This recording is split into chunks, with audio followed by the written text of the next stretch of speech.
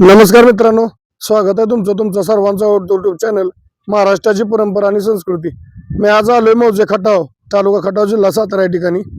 एक जुनं पारंपरिक नामवंत मैदान म्हणजे या मैदानाची ओळख आहे असं खटावचा 7 डिसेंबरला मौजे खटाव या ठिकाणी भव्य दिव्य एक दुसरा एक बैल मैदान संपन्न होते.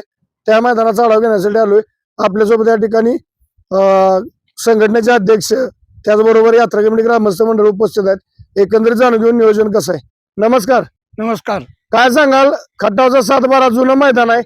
मैदान या वर्षी कसं होणार आहे?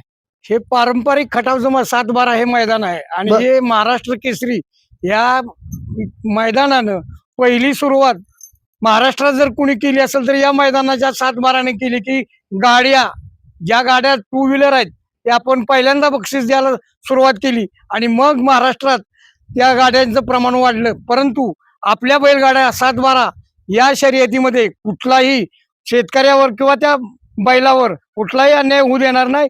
ज्या संघटनेच्या नियमानुसार पूर्ण हा अड्डा चालेल ही आपल्या बैलगाड्या शर्यतांना मी विनंती करतो. आणि आपण जास्तीत जास्त प्रमाणात आमच्या 7-12ला शोभा वाढवावी, आपली गाडी आणावी हीच आमची तुम्हाला विनंती राहील. नक्कीच.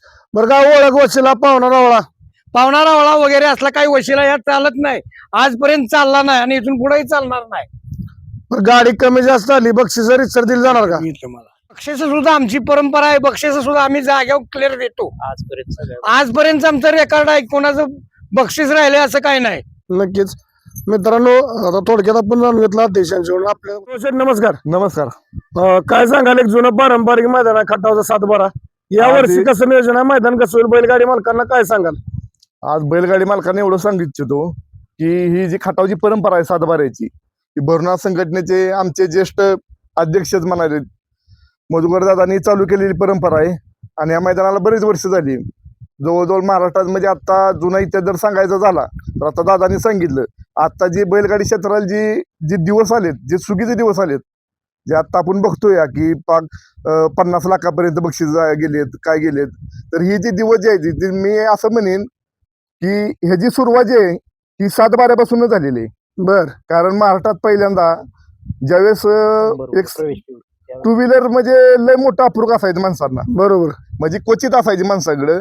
त्यावेळेस ह्या संघटनेनं 7-12ला 2 व्हीलर बक्षीस ठेवली होती आणि त्यावेळेस 200 रुपये फक्त नाममात्र प्रवेश फी घेतली होती. बरोबर. आणि तेव्हापासून चालू झालेली परंपरा आणि त्या परंपरेनुसार आज या ठिकाणी 7-12 हे मैदान आज एक दुसरा एक बैल असं मैदान आयोजित केलेलं आहे. कारण काय झालेलं आहे की ओपनच्या मैदानात ह्या बारकीचे गाडी मालक आहेत त्यांना कुठं जरा हे होत नाही, म्हणजे त्यांच्यावर थोडक्यात अन्याय झाल्यासारखा होतो. म्हणजे ते बैल बारके असतात, लहान वासर असतात त्यांना, आणि त्यांचा खर्च बिर्च सगळं बघायचं झालं तर त्यांना कुठं गुलाल महत्वाच्या पेक्षा जास्त गुलालाची, बरोबर, तर ते गुलाल त्यांना काही मिळत नाही म्हणजे ओपनच्या मैदानाची. तर त्यांना ह्या गुलाल मिळावा आणि महाराष्ट्र केसरीचा किताब मिळावा यासाठी आपण आज एक दुसरा एक बैल असं मैदान आयोजित केलेलं आहे. आणि या मैदानाला बैलगाडी क्षेत्रातील किंवा महाराष्ट्रातील सर्व बैलगाडी मालकांनी उपस्थिती लावावी एवढी संघटनेच्या वतीने आमची नम्र विनंती आहे. नक्कीच. आपल्या मैदानाची ऑनलाईन नोंदणी किती दिवस राहिले दादा?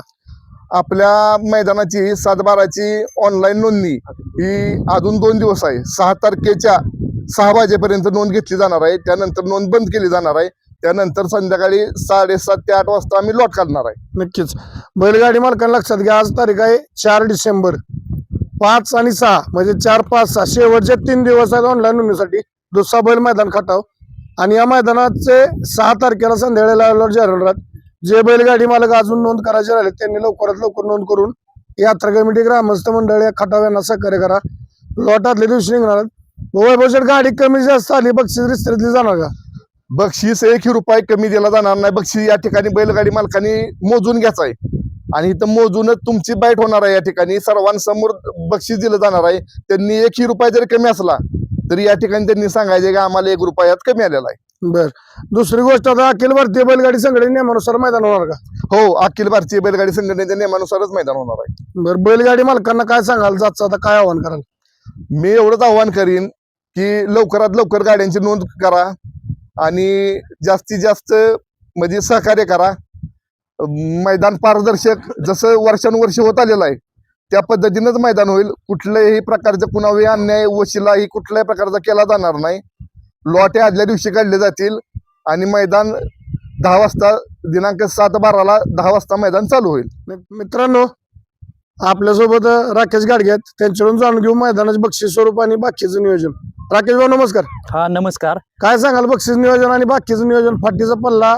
आता प्रथमतः सर्व बैलगाडी मालकांना सांगतो की आपल्या मैदानाची रितसर परमिशन झालेली आहे. परमिशन लेटर आम्ही थोड्याच वेळात ग्रुपवर टाकेन.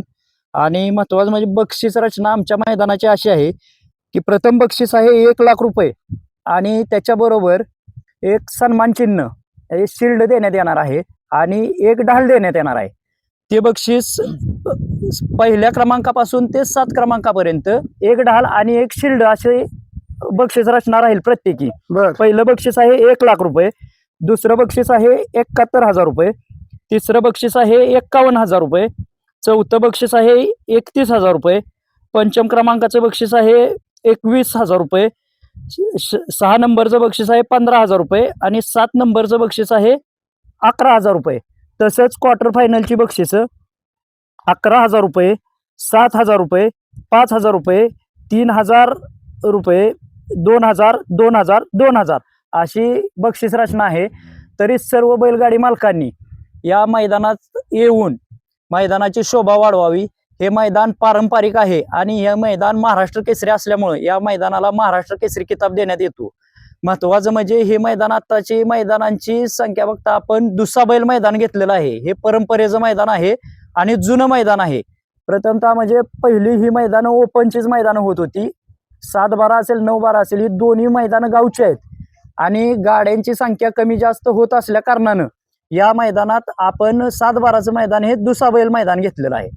आणि महत्वाचं म्हणजे व्यावसायिकांना एक महत्वाची सूचना आहे.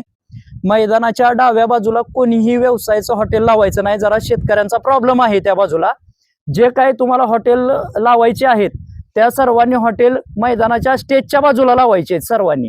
आणि कोणताही प्रकारचा कचरा इथं मैदानात करायचा नाही. व्यवसाय मालकांनाही संघटनेकडून आमच्या कमिटीकडून एक आग्रहाची विनंती आहे. आता आपलं मैदानाचं बाकी झालं, पण तुम्ही बॅनरवर त्या आदत संदर्भात लिहिलं, त्याबद्दल काय सांगाल? महत्वाचं म्हणजे आदत वासरानं जर या मैदानात गट पास केला तरी आपण त्याची प्रवेश फी माघारी देणार आहोत.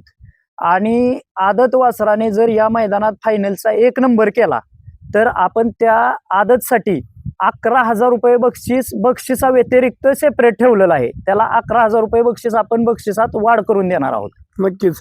म्हणजे थोडक्यात पहिलं जर 1 नंबर केला तर 1,00,000 आणि प्लस 11,000 11,000 एक्स्ट्रा देणार आहोत.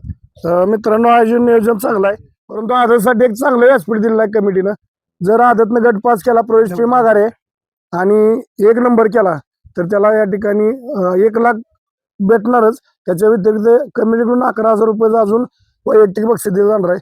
सुंदर असं आयोजन नियोजन आहे आणि या मैदानाचं ऑनलाईन नोंदणीचे शेवटचे 3 दिवस आहेत. तर बैलगाडी मालकांना जायचं आता माझी विनंती आहे, लवकरात लवकर ऑनलाईन नोंद करून सहकार्य करायचे. मैदानाची तयारी आपण बघाल तर 90% झाली. आता बॅरिकेटिंग लागलेलं बघा, कॅमेराचं म्हणजे स्टँड वगैरे इथं बॅरिकेटिंग लागलेलं आहे. या बाजूला स्टेज वगैरे सुद्धा आहे, हे बघू शकता आपण. ह्या साईडचे बॅरिकेड लावायचे राहिले, स्टेज आला इथं, मंडप वगैरे सगळं आहे. मैदानाची तयारी झाली 90% राहिलेल्या बैलगाडी मालकांनी लवकरात लवकर नोंद करून यात्रा कमिटी ग्रामस्थ मंडळ यांना सहकार्य करा. एवढं बोलतो आणि थांबतो. धन्यवाद. जय हिंद, जय महाराष्ट्र, जय जिजाऊ, जय शिवराय. बाळूमामांच्या नावानं चांगलं.